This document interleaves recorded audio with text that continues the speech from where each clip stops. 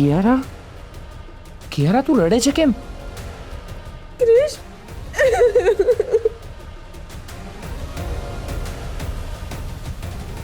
હું તને કેવી રીતે કહું ક્રિશ? કિયારા જે કંઈ પણ હોય મને કે, તું રડીશ નહીં. શૌર્ય તારી સાથે કંઈ ખોટું કર્યું છે? કિયારા પ્લીઝ આમ રડીશ નહીં. તારી આવી હાલત કોણે કરી? તે ક્રિશ, તે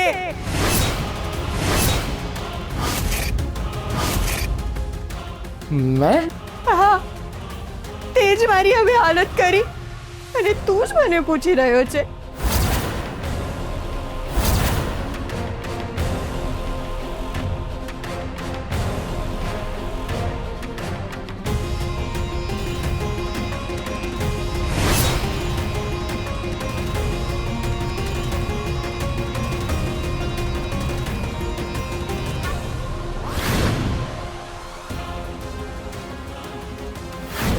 કિયારા, કિયારા તું શું બોલી રહી છે?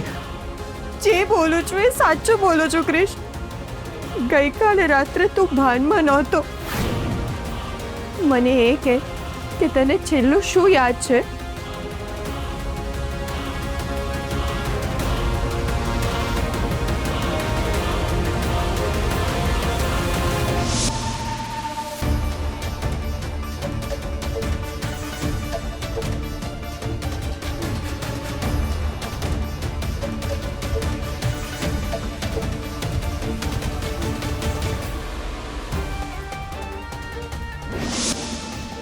મને યાદ છે ત્યાં મેં જ કિયારાને રાધા સમજીને મારા બેડ પર સુવડાવી. આવ્યો કઈ યાદ? ગઈકાલે રાત્રે તું જ મને ઉચકીને તારા રૂમમાં લઈને આવ્યો અને મને તારા બેડ પર સુવડાવી. પણ તું એટલી નશાની હાલતમાં હતો ને કે તને કઈ ભાન જ નહોતું. તને એવું લાગતું હતું કે હું જ રાધા છું. મેં તને સમજાવવાનો ઘણીવાર પ્રયત્ન પણ કર્યો, પણ તું સમજે એવી કન્ડિશનમાં જ નહોતો ક્રિશ. અને મારી નજીક આવી ગયો તું. ક્રિશ, હું તને હજી પણ એટલો જ પ્રેમ કરું છું, પણ સ્ટીલ મેં તને રોકવાનો કેટલી વાર પ્રયત્ન કર્યો, પણ ના, તું ના રોકાયો. અને જે ના થવાનું હતું એ થઈ ગયું. તે બહુ મોટી ભૂલ કરી દીધી ક્રિશ, બહુ મોટી ભૂલ કરી દીધી.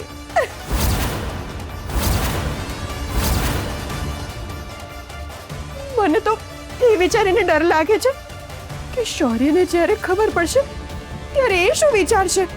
જો હું તને પ્રેમ તો કરું છું, પણ જ્યારે લોકોને ખબર પડશે કે તે મારી સાથે આવું કર્યું ત્યારે શું થશે?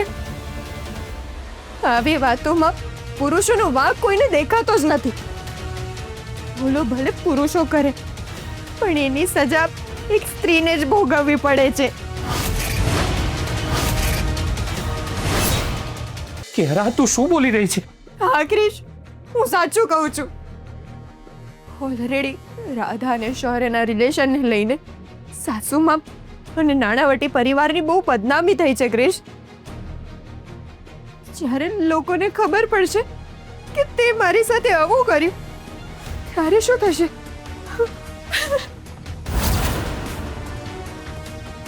ક્યાં મને પણ રાધાની જેમ ઘરમાંથી બહાર કાઢી મૂકી તો હું ક્યાં જઈશ ક્રિશ? મને તો અત્યારે એવું થાય છે કે હું ઘરમાં જવાને બદલે તાપી નદીમાં કૂદી જાઉં. હા કિયારા, કિયારા મારી વાત સાંભળ. નહીં કિયારા,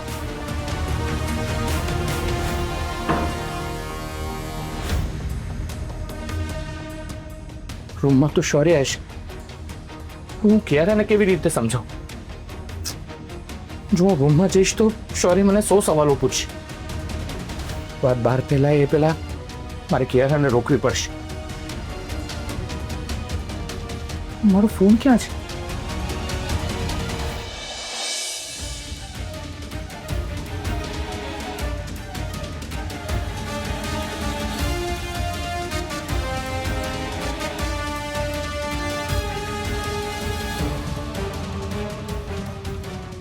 ગઈકાલે મારો ફોન નીચે તો નથી રહી ગયો ને?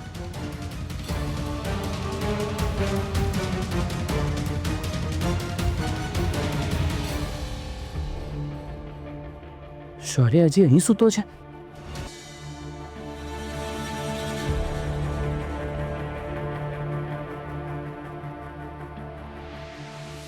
શૌર્ય, શૌર્ય,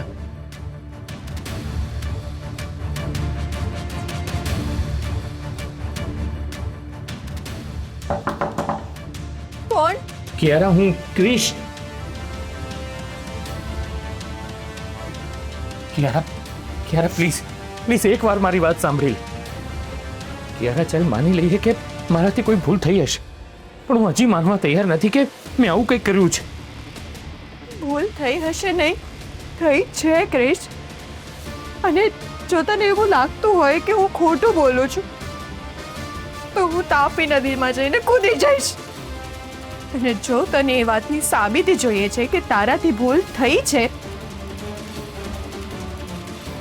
તો ચાલ હોસ્પિટલ જઈએ અને તારું અને મારું મેડિકલ ચેકઅપ કરાવીએ.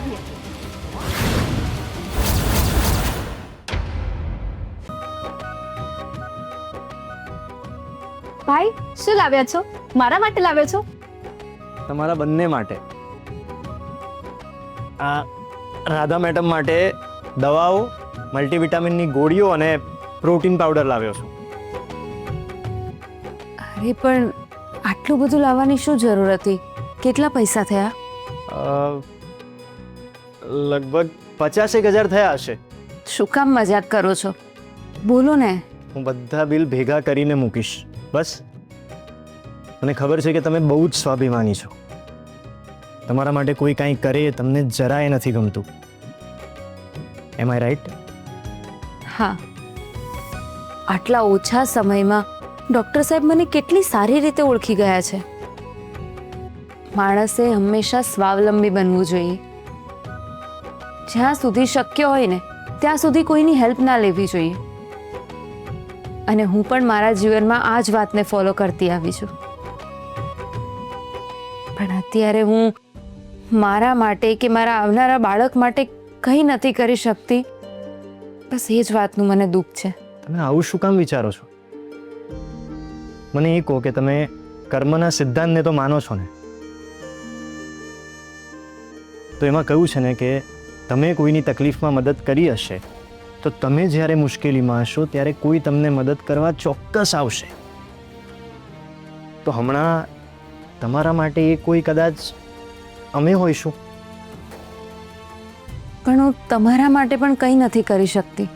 તમે આવું કેમ કહો છો? એવું બની શકે ને કે કદાચ ગયા જન્મે તમે મારી મદદ કરી હોય અને મારું એ ઋણ ચૂકવવાનું બાકી હશે. તો આ જન્મે હું તમારી મદદ કરીને ઋણ ચૂકવું છું. ભાઈની વાત એકદમ સાચી છે. સમથિંગ ઇઝ ધેર, એટલે જ આપણે બધા સાથે છીએ. પરફેક્ટ. અને શાંભવી, હું આપણા બધા માટે આ પાણીપુરી પણ લાવ્યો છું. આપણે બધા સાથે ખાશું. વાવ, પાણીપુરી, મજા આવશે.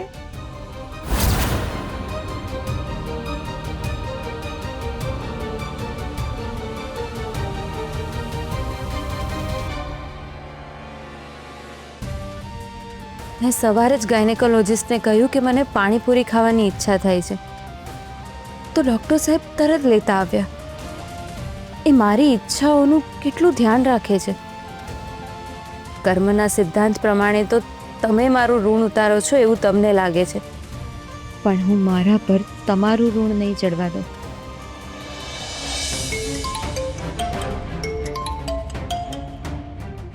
નીલા ભાભીનો ફોન.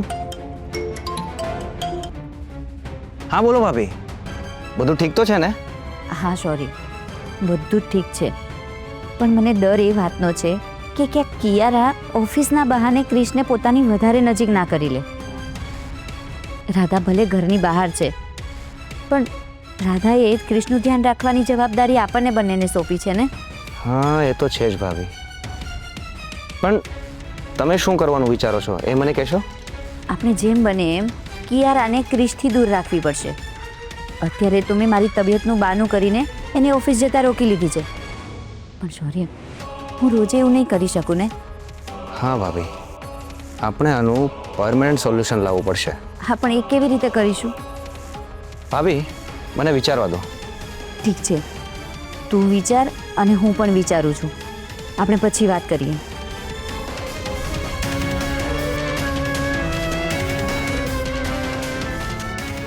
નીલા ભાભીની વાત તો સાચી છે. આનો કોઈક તો તોડ લાવવો જ પડશે.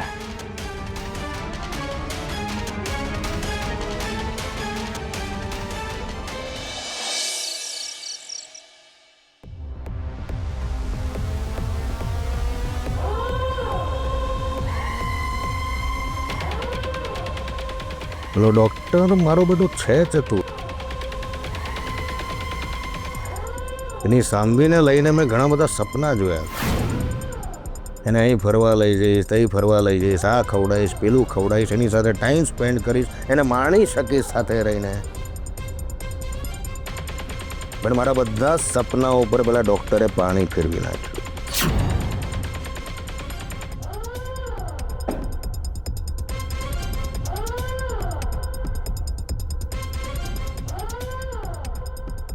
ગયા વખતે જ્યારે ડૉક્ટરની ઘરે ગયો હતો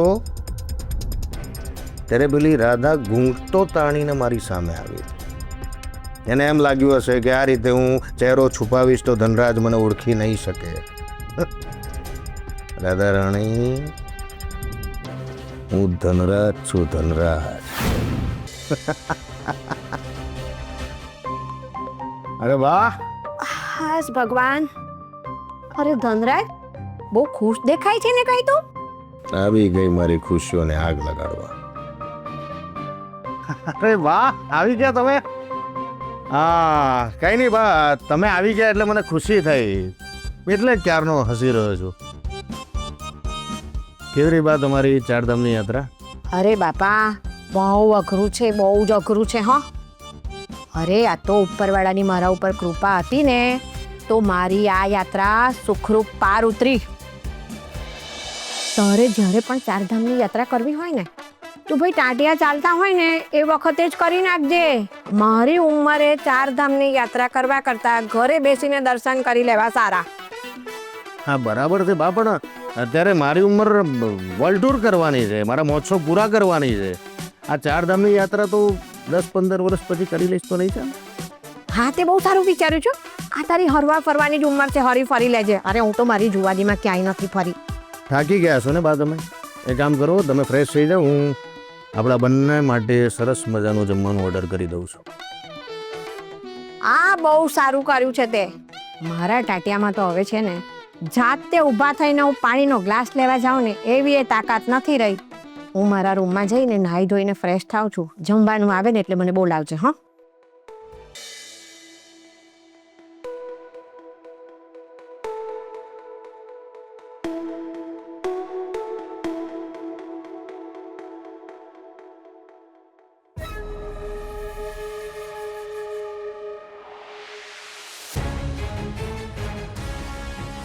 વર્લ્ડ ટૂર કરવા માટે લાખો રૂપિયા જોઈએ.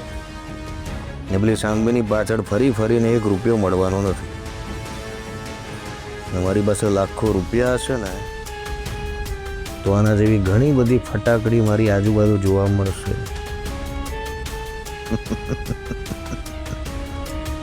તો હવેથી ફોકસ લાખો કરોડો રૂપિયા કમાવા પર કરવું પડશે.